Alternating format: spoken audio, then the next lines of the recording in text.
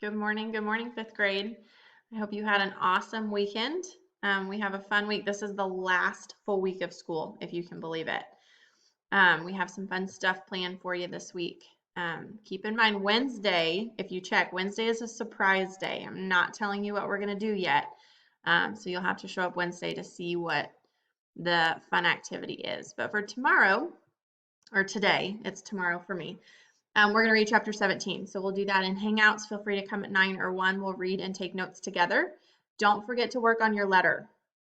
That is due by Friday. You need to have it turned in to me so that I can get it printed and in an envelope ready to send to you in 7 years from now, if you can believe that. So make sure you keep working on that. Your new journal prompt is posted, so click on that journal. Make sure you get that done by Friday. It's the last one of the year. Crazy.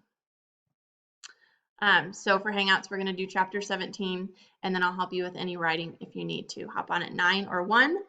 Your joke for today is, where do pencils go on vacation? If you want to find out the answer to that joke, make sure you come to Hangouts.